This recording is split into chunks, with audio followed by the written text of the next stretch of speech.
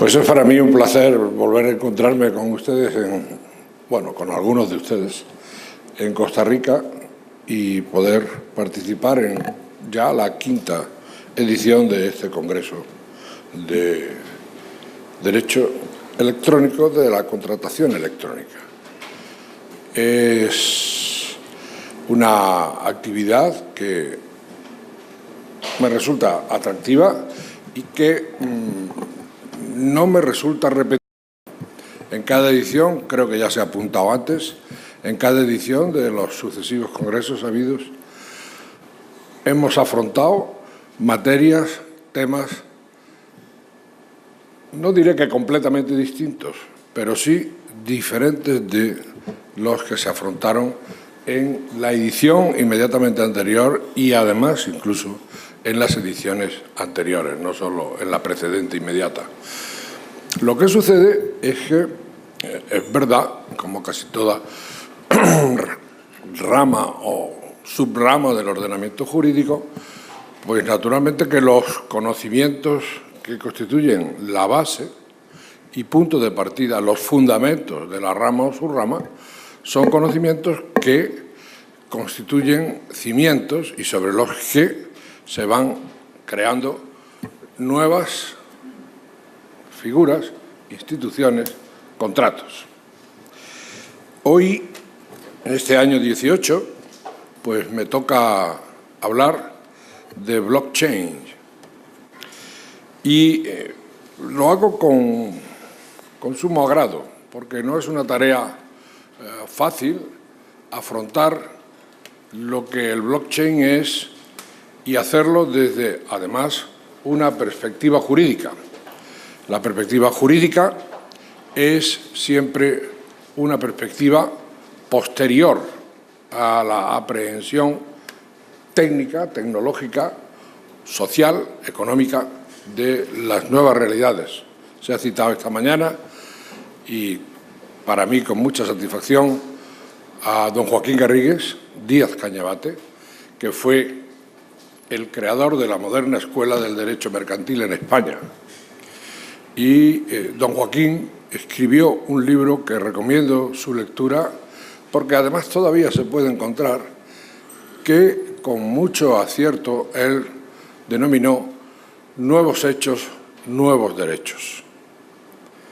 De manera que decía, el derecho es para la vida y no la vida para el derecho. Cuando la vida presenta una nueva forma de relación de tipo patrimonial, era un mercantilista, como somos los que estamos aquí abriendo hoy la boca, y era un mercantilista y por tanto él no entraba en relaciones personales, humanas, pero cuando la relación económica, financiera, patrimonial es nueva, lo primero que hay que hacer es ver si el derecho anteriormente vigente al momento de su aparición, de su difusión, de su aceptación social, es un derecho que sirve para, y si no, pues en ese caso habrá que hacer un nuevo derecho. Pero el derecho es para nuevos hechos, los hechos que se vienen repitiendo en la vida de las personas y en la historia de la humanidad, por lo general, tienen un régimen jurídico establecido, susceptible de mejora y perfeccionamiento siempre, pero suelen tener un régimen establecido para los países de nuestra tradición romana desde la época de los romanos. Luego se puede discutir si los romanos eran los romanos o si los romanos no lo eran.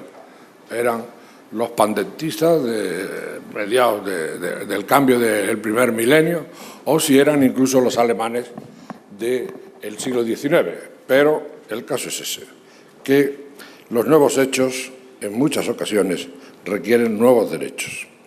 Y traigo todo ello a colación porque estamos afrontando, cuando hablamos de Bitcoin, una nueva realidad, un nuevo hecho. Un nuevo hecho que, desde mi punto de vista, pues constituye una especie de epítome del derecho de la contratación electrónica. Todo el derecho de la contratación electrónica está puesto en acción al servicio del Bitcoin. Lo digo, naturalmente, con la reserva de quien no conoce demasiado bien el nuevo hecho, por emplear la terminología del maestro. Pero el caso es que el Bitcoin requiere, por supuesto, de todo cuanto está en la ley modelo del año 1996, requiere mensajes de datos, requiere firma electrónica, requiere circulación de dicho mensaje de datos, pero además requiere el manejo de gran cantidad de datos, Big Data, usa inteligencia artificial, se fundamenta generalmente, si tiene la enjundia que lo amerite, se fundamenta en un smart contract. Todo ello está en el Bitcoin. Perdón, está no en el Bitcoin, sino en el blockchain. Y he dicho Bitcoin porque el blockchain está en su origen vinculado a la primera moneda virtual. A mí no me gusta decir criptomoneda. Criptomoneda, lo he dicho ya en más de una ocasión, criptomoneda tiene en la lengua castellana una connotación peyorativa. Es cripto por oculta, moneda oculta y moneda como dotada de un cierto carácter esquivo y cuasi, no digo cuasi delictual, pero predilectual seguramente, en una época en la que los estados se empeñan en combatir la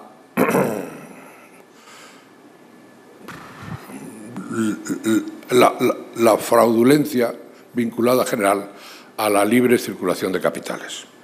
De manera que esa moneda virtual es lo que a un japonés mítico, y digo mítico porque no se sabe si existió alguna vez, el señor Satoshi Nakamoto, pues es lo que motivó la creación del blockchain para facilitar el uso, circulación, inversión, transmisión de moneda virtual, la entonces existente, el Bitcoin. Lo que sucedió es que exista o no exista Nakamoto, que nadie lo ha visto, pues lo más probable es que sea un conjunto de personas que utilizaron un seudónimo y que trabajaron conjuntamente, pues lo que sí es cierto es que enseguida se pudo apreciar que en el invento de Nakamoto había unas potencialidades de uso extraordinariamente amplias y que no era una cuestión que servía solo para la utilización de monedas virtuales no estatales, que esa es la característica principal, la ausencia del elemento de soberanía en esa moneda y siendo una moneda que, sin embargo, tiene o se usa socialmente con las funciones que el derecho del Estado atribuye a la moneda emitida por el propio Estado, medida de valor, unidad de cambio, medios de liberación de obligaciones privadas y públicas. Pues esas tres funciones, la verdad es que no hay ni una regla que diga que el Bitcoin las hace, pero socialmente el Bitcoin las hace. Esa es la gran novedad del siglo XXI, porque Nakamoto hizo sus trabajos en el año 2008, algo así es cuando se hace la publicación. Y el caso es que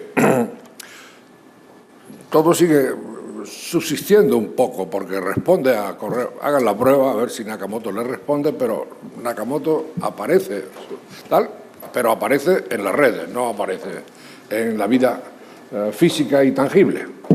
Es un intangible, es una virtualidad. El caso es que enseguida se pudo comprobar que ese blockchain servía para muchas más cosas y que era una dimensión nueva, un paso más allá o más acá de lo que era el Internet o lo que ha sido Internet desde 1989. Se llega incluso a afirmar con mucho criterio que el Internet es para transmitir datos, para circular datos. El blockchain es para transmitir y circular derechos, obligaciones y quién sabe si propiedades también. Propiedades susceptibles de registro público no tanto, pero hasta ahí. Por eso mi intervención en materia de blockchain está vinculada a la que luego por la tarde voy a hacer en materia de títulos valores. Cuando hicimos un libro, unos cuantos amigos, alguno de ellos va a intervenir esta tarde aquí también, sobre los títulos valores electrónicos, y cuando se discutió la ley modelo en materia de documentos negociables de un citral que se aprobó hace meses, a lo largo del año pasado, pues, bueno, en el otoño pasado, pues eso, estábamos muy sojuzgados por la idea documental y por el concepto de emulación. Es decir, el documento electrónico, el título valor electrónico, debería de emular electrónicamente al documento de papel. La visión que teníamos de la letra de cambio, la visión que se tenía de la acción de sociedades anónimas, la visión que se tenía del conocimiento de embarque o la carta de porte, pues era una visión en un papel, y ese papel era muy fácilmente, ya cuando se habla de electronificación de títulos, valores, era muy fácilmente emulable desde el punto de vista electrónico, porque un PDF se hacía, el PDF aparecía en pantalla y circulaba como un anexo a un correo electrónico. Bueno, pues el Bitcoin pone de manifiesto que se puede crear un medio privado que sirva para medir el valor y sirva para la liberación de obligaciones privadas y como instrumento de cambio sin necesidad de que aparezca y exista en pantalla algo parecido a un billete de banco o a una moneda, aunque tiene una representación gráfica, porque naturalmente a las personas hay que meterle las cosas por los ojos, para eso tenemos los sentidos sensoriales son para eso, para aprehender más fácilmente la nueva realidad o la vieja, que descubrimos personalmente en cada momento.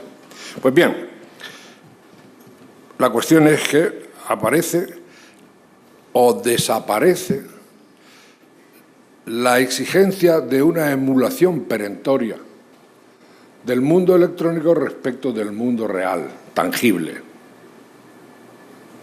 Y al desaparecer esa necesidad de emulación, pues claro, desaparece la referencia a lo que habíamos estado previamente tocando o lo que habíamos estado percibiendo con otros sentidos.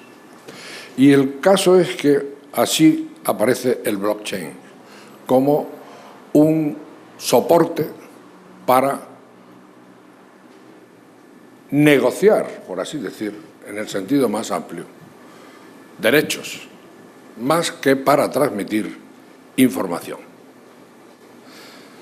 Reflexionen acerca de para qué hacen sus tareas diarias a lo largo de horas, muchas a veces, con sus maquinillas, con sus computadoras portátiles, y verán cómo lo que están es transmitiendo información y lo que están es recibiendo información. Por eso digo, el blockchain es una dimensión adicional. Lo que se transmite, lo que se crea, lo que se archiva, no es información, que lo es también, por supuesto, pero es más, es derecho. Dicho eso,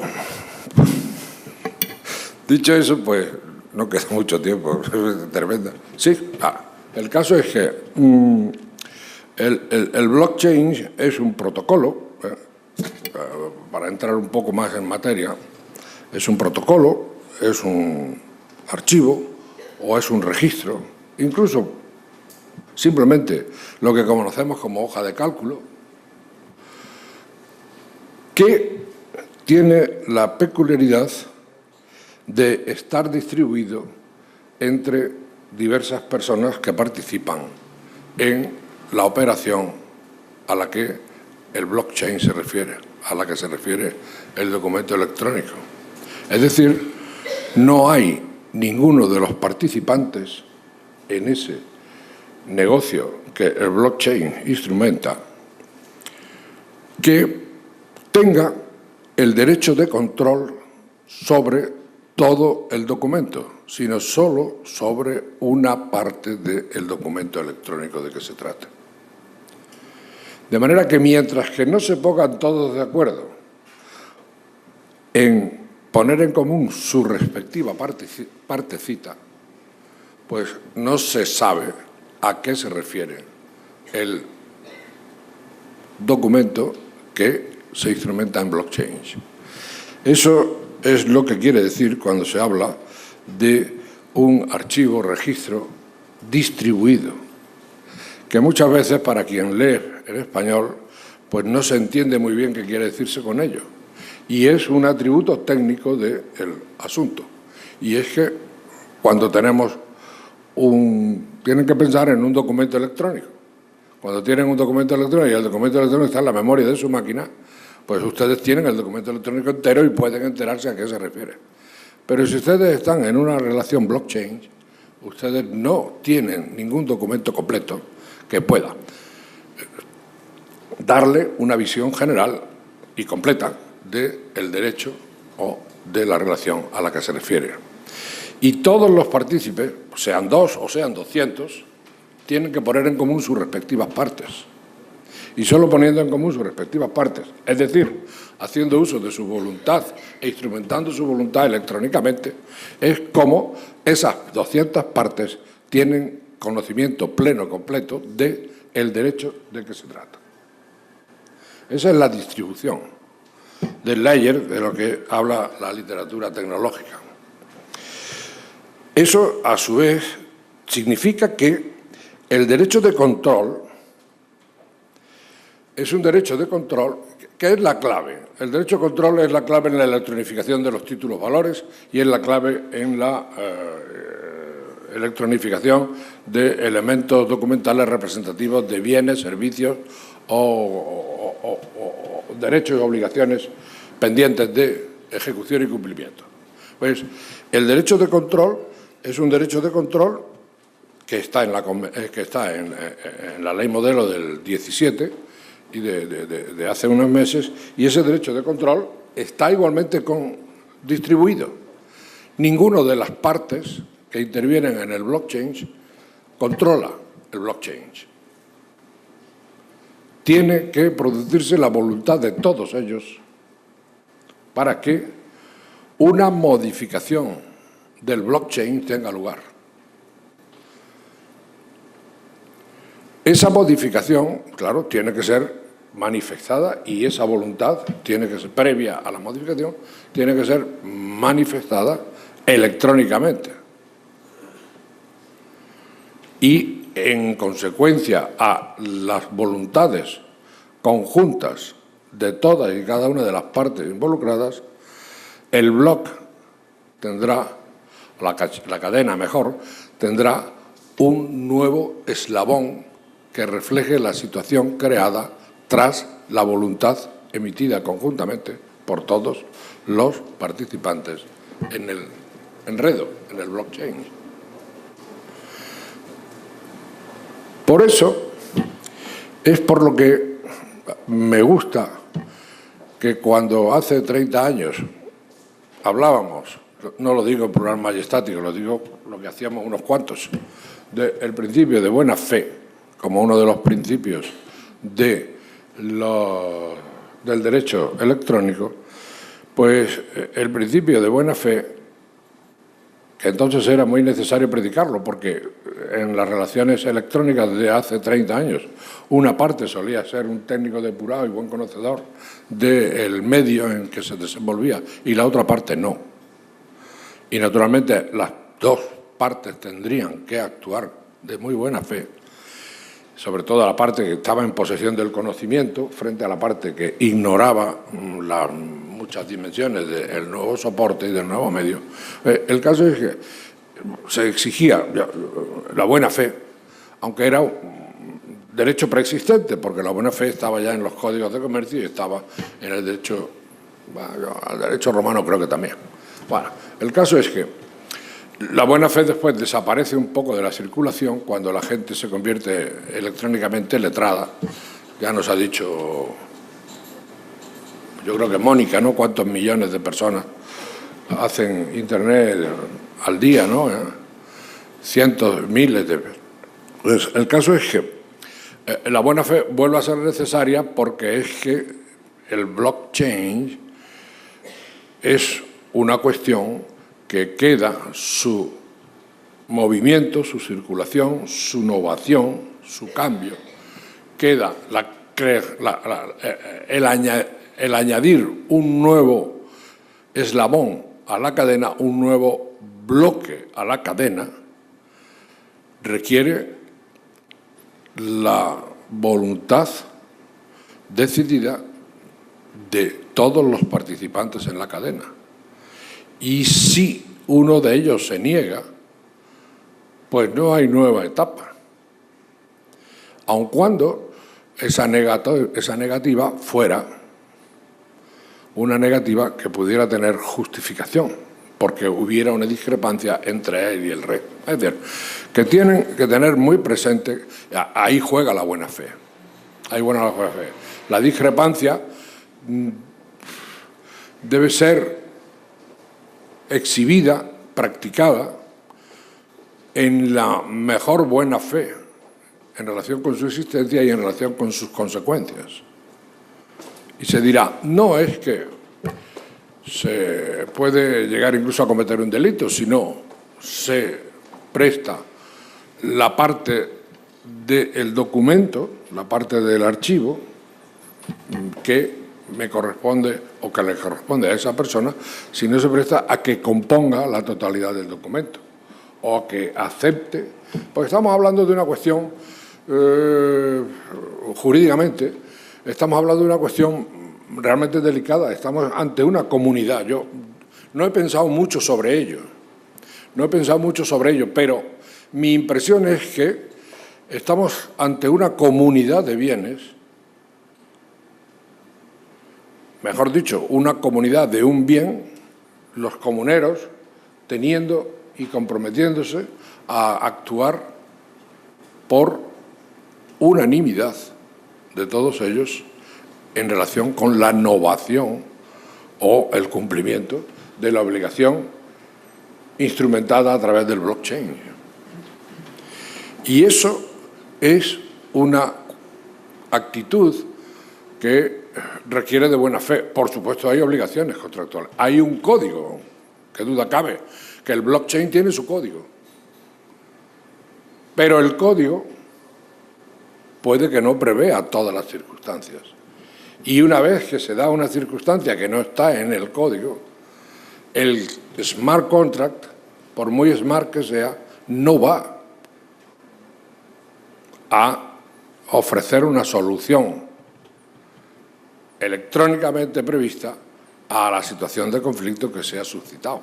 O sea, o se escribe todo en el código o va a haber que ir al juez para que el juez sea quien decida lo que hay. Y claro, entre una cosa y otra, la buena fe recobra una importancia crucial.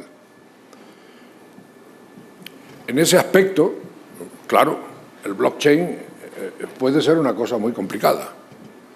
A medida que van creciendo las personas y en una moneda virtual, pues por ejemplo, empiezan a aparecer lo que era un número de bitcoins o de Ethereum, que yo era solo su único poseedor, voy poco a poco cediendo y resulta que acaba en el blockchain a 200, 300 personas que son personas que derivan de mi bolsita de monedas virtuales con la que yo empecé, con la que yo ofrecí, con la que yo compré cuando se me fueron a ofrecer. En ese aspecto es muy importante tener también presente, y por eso es cadena, no solo es eslabón, sino también es cadena, es muy importante tener presente que a la evolución del blockchain se aplica el principio de tracto sucesivo, aun cuando no estemos en el ámbito del registro público de bienes o de lo que sea, o de personas. El caso es que, claro, la operación que se hace hoy en un blockchain es una operación que ha de concordar con la que se hizo ayer, y así sucesivamente. Y, por último, yo me atrevería a decirles que la característica quizás más visionaria de Nakamoto fue que no hay nadie, no hay tercero de confianza que esté al cargo. Es totalmente autogestionario el mecanismo. Y un mecanismo claramente protegido. Protegido por vía indirecta, puesto que nadie va a poder modificar si todos no están de acuerdo en abrir la cadena a un eslabón nuevo que modifique lo anterior.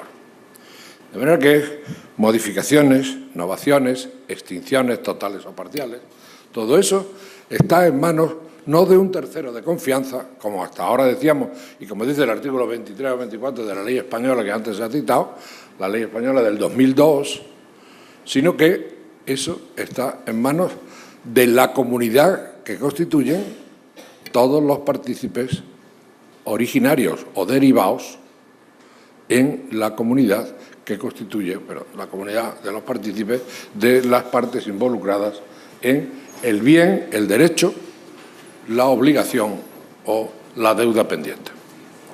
De manera que eso es lo que sustancialmente creo que no tengo ya tiempo. He hecho Vilma unas cuantas gestos y ya se ha puesto ahí para desahuciarme.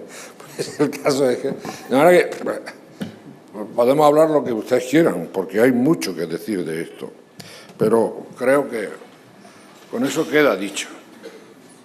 Yo insistiría en la idea de tracto sucesivo, de comunidad, de reparto del archivo y del registro y del objeto contractual, que ya no es la información, y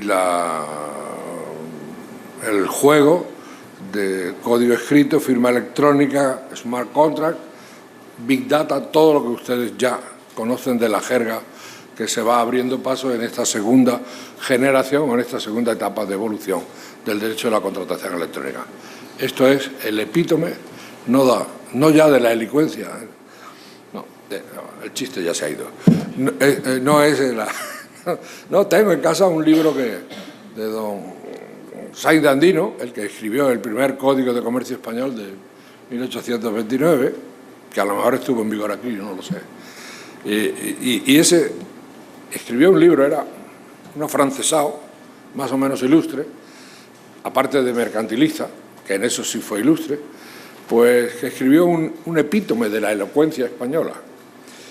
Y es un librito donde están todas las piezas oratorias más célebres de las que se han pronunciado hasta el siglo XIX en la lengua castellana, pero esto es un epítome del derecho de la contratación electrónica y, desde luego, merece enormemente atención presente y futura. La complejidad es grande y grande es el análisis jurídico del mecanismo. Además, estamos todavía en la etapa intermedia en la que hay nuevos hechos, pero no hay nuevos derechos, por utilizar y volver a don Joaquín Garrigues. Y yo, y con esto acabo, me lo pensaría sustancialmente si es necesario derecho positivo o si el derecho positivo actualmente existente es suficiente para gobernar el blockchain. El derecho positivo existente y cláusulas arbitrales en el código escrito probablemente ofrecen elementos suficientes para afrontar una disidencia, una actuación con o sin fundamento en mala fe por parte de uno de los comuneros. Pero hay que preverlo y dotar una cláusula bien de arbitraje o bien de otra figura cual sea de resolución alternativa de conflicto o incluso judicial, ¿por qué no? También deben de tener presente que en este contexto actual no parece que sea fácil que los consumidores puedan acogerse cómodamente, con la comodidad con que se acogen a las compraventas en los malls y los almacenes generales de comercio, puedan acogerse y puedan encontrarse con comodidad en el contexto de un blockchain. Porque, claro, si hay consumidores hay que darle información previa, si hay consumidores hay que darle derecho de desistimiento en 15 o en 30 días, según las legislaciones nacionales, y si hay consumidores no se puede jurídicamente tratar por igual a todas las partes del blockchain. Y, claro, eso dificulta el modus operandi desde mi punto de vista y está llamado a generar algún fraude que otro. Estoy seguro que va a acabar ante los jueces y esto también me parece a mí que es una figura que requiere juzgados electrónicamente bien dotados y jueces y abogados electrónicamente formados, o sea, con el grado de conocimiento de la electrónica más que suficiente para entender un mecanismo que está de moda pero que es muy complejo, que es difícil pero es muy seguro. Nada más. Muchas gracias.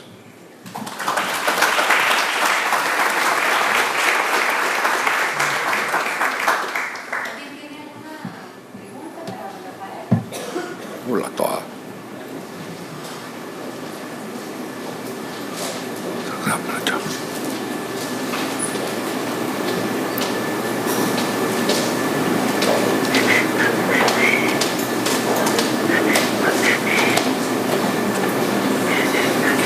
Buenos días, don Rafael. Buenos días. Por lo que usted dice, bueno, el blockchain, como sabemos, tiene muchas aplicaciones, muchos usos que se han venido implementando en diferentes partes del mundo. Bitcoin siendo uno de esos, o tal vez el primero que empezó con el uso del blockchain. Por lo que usted dice, y entiendo, tal vez entonces de la comunidad europea o en España propiamente, no han llegado esos casos de incumplimientos o divergencias sobre el uso de blockchain y lo que se interprete dentro de esa relación jurídica. No han llegado a las cortes o a los centros de arbitraje, ¿no? No hay. Están empezando a utilizarse y están empezando a utilizarse masivamente y no con fines de moneda virtual, sino con fines el transporte terrestre y marítimo es muy de blockchain, es muy fácil. Vamos, facilita mucho. La carta de porte, el conocimiento de embarque, instrumentado a través de blockchain, elimina muchísimo costo de documento. Y además son pocas personas. Es el porteador, el cargador y el destinatario, eventualmente, las tres personas que están interesadas en la carga y están interesadas en el título que la representa. Y no suele haber un conflicto. El conflicto puede haberlo cuando se mete usted en una moneda virtual, eso sí. Pero no, hasta ahora no hay casos.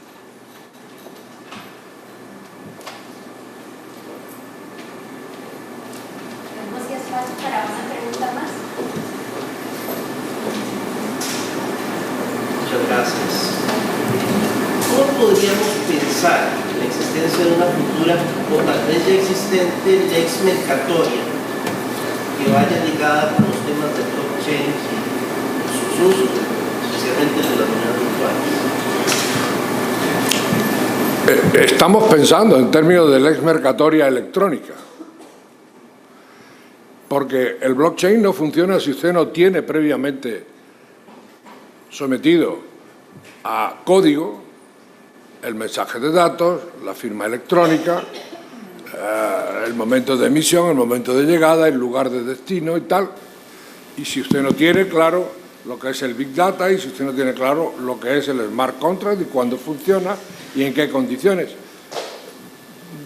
Claro que sí, si va habiendo un código. Si va habiendo un código.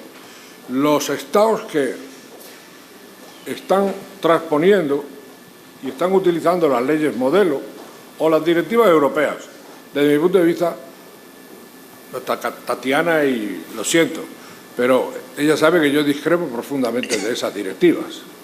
Y ella ha aludido alguna vez que esas directivas son porque estuvimos unos cuantos que nos lanzamos a muerte. Vamos, a muerte, qué tontería. Eso hay que simplificarlo muchísimo y lo que no hay que hacer es un instrumento que sirva para marginar la Convención de Viena. Y bueno, eso es una cosa que tenemos casi. Falta amalgamarlos, sistematizarlos y mejorarlos, ¿no? Pero lo tenemos. Y solo si se tiene todo ello, el blockchain tendrá una apoyatura jurídica y habrá una certidumbre acerca de derechos y obligaciones. A mí hablar de seguridad jurídica, mire usted, a esta altura, ¿quién va a hablar de seguridad jurídica? Estamos inmersos plenamente en los riesgos del progreso. Es como quien le dan una pastilla equivocada, una nueva pastilla, oiga, que me estoy muriendo, pero hay una cosa que a lo mejor le cura, ¿no? Pues démela. ¿Y luego qué? Pues esto, vale. ¿Te cura o no te cura? Esos son los riesgos del progreso.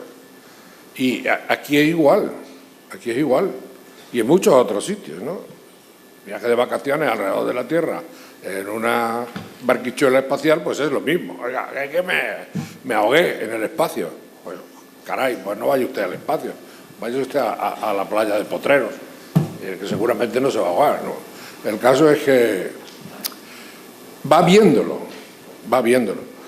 y habría que hacerlo, Ello no es óbice para decir lo que yo he dicho al principio, y es que no creo que sea necesario, y desde luego es una locura, hacer una norma sobre el blockchain si no hay normas sobre Big Data, inteligencia artificial y smart contracts. Y por supuesto, si no hay normas sobre firma y sobre contratación electrónica. Y por supuesto, B2B, es decir, entre empresarios, no B2C.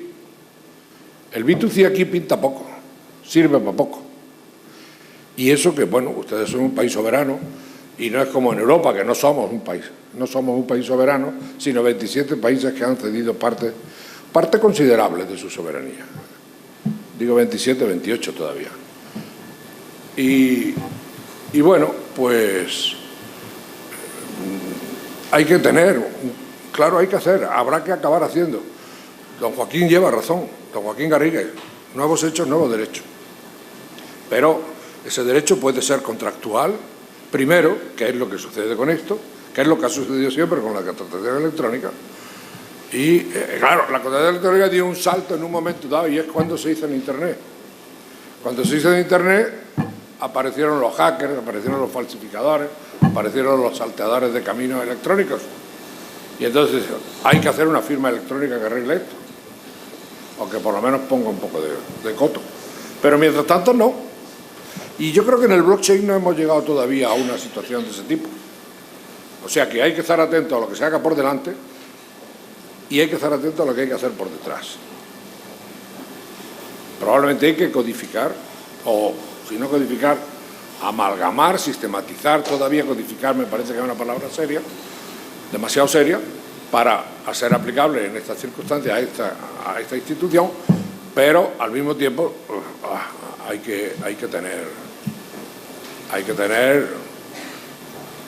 bagaje contractual previo suficiente. Y es mucho. Yo tenía una idea pero ya hablaré después porque tengo que participar.